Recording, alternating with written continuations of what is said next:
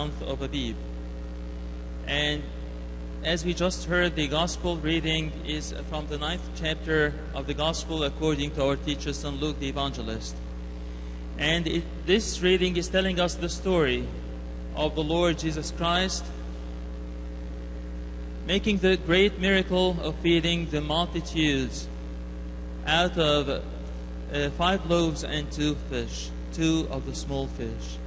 As a matter of fact, this is one of the few miracles that was mentioned by the 4 Gospels. And here we've noticed that the disciples, when they were overwhelmed by the great numbers of people following Christ, they approached the Lord and told Him secretly to dismiss the multitude, to let them go away. They thought that this was the only solution, the only reasonable way of resolving this situation. But as a matter of fact, the Lord had a different opinion. He had a different plan. The same thing happens to each and every one of us. When we get challenged by any issue, and there are so many challenges in our life, we act in the exact same way, feeling that our resources are very limited. The first thing coming to our minds is we have to give up some of our activities, some of our obligations we have to get rid of. And certainly the first obligations that are usually impacted are our spiritual obligations. When I am short of time, due to any reason, I abandon praying and stop reading the Bible. Probably consider not coming to church or attending any of the spiritual meetings. Also, with too much working, too much studying, it is easy for me to say, I'm gonna quit serving and I will no longer participate in any charitable activities. Also, when it comes to money matters, when I have challenges concerning money, I will consider not being committed to my alms or tithes, the first fruits and the vows to the church. But as we said before, that was the opinion of the disciples. That was what they thought of as a way to get through this situation. But the Lord had a different plan. And this is the message our Lord is sending to each one of us in this blessed morning. The Lord designed for us a plan to get through hardships successfully. And not only this, but also to receive divine blessings in abundance. This plan is in 3 steps. So please try to keep these steps in your mind so that we can deal with all the challenges we keep facing every day. First step, you give them something to eat. This is the first thing God told the disciples to do. You give them something to eat. So, you have, or we have, to put in what we have, no matter how small or little it might look. They only have 5 loaves and 2 of the small fish. And St. John was more specific, and he said that they did not belong to the disciples, they belonged to a little lad who was among the multitudes. So they practically had nothing. But the Lord told them, you give them food or something to eat.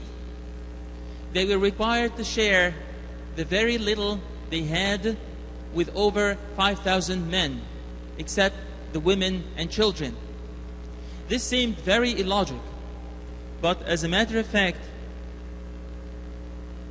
that was the first step for God in order to stretch out His hand and bless. We had to give in what we have. So, whenever we are challenged in any way, Do not stop or even consider cutting down on your spiritual canon, your charitable activities, your tithes, or any vows towards the church. Rather share what you have, fulfilling His promise. Give, and it will be given to you. Give, and it will be given to you.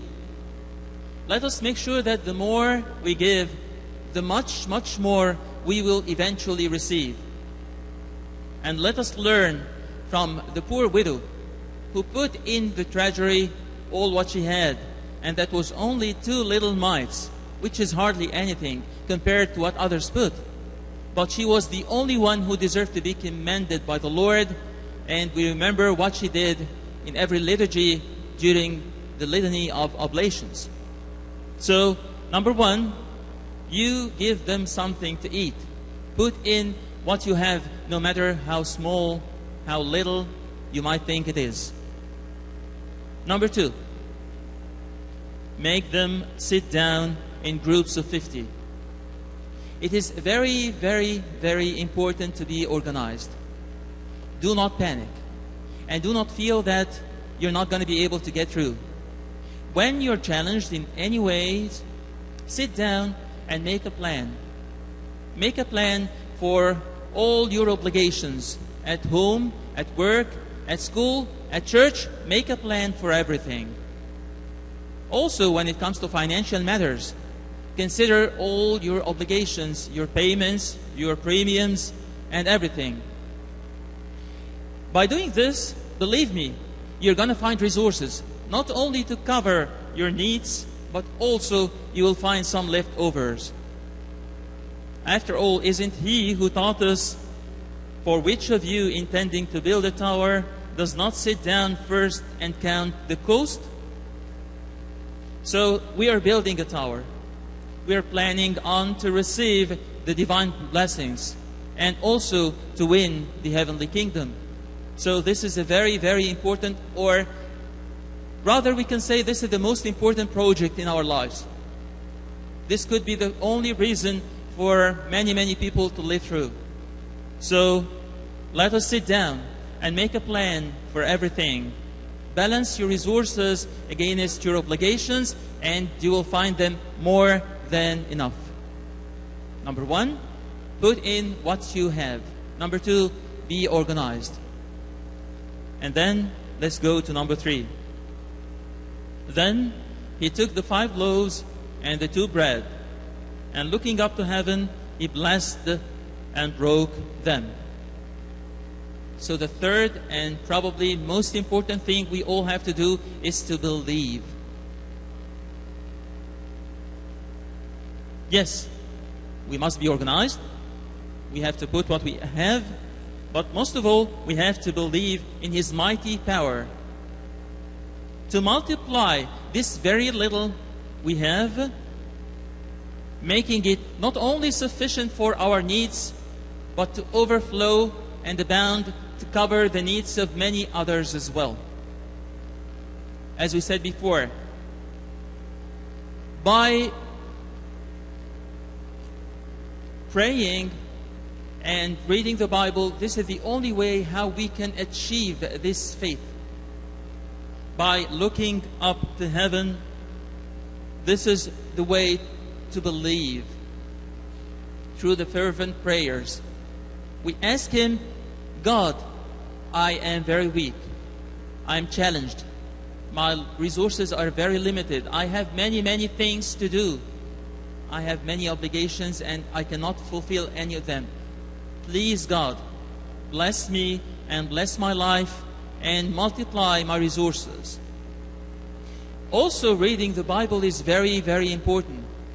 Because by reading the Bible, we can learn about incidents like, in the New Testament, when the Lord met with St. Peter, he was in his boat at the beginning of a new day after a long night where they caught nothing. But the Lord told him this one word: go into the deep waters and stretch out your net. And when he did this, he caught a great amount of fish. just by believing. We can also read in the Old Testament about Elijah the prophet when there was a great famine on the land of Israel. There was no rain for over 3 years and 6 months in particular. But he went to this widow. She was a Gentile in Zarephath, and she had only one son, and very little food left for her. Yet the Lord spoke on his mouth, telling, "The bin of flour shall not be used up, nor shall the jar of oil run dry, until the day the Lord brings rain on the surface of earth."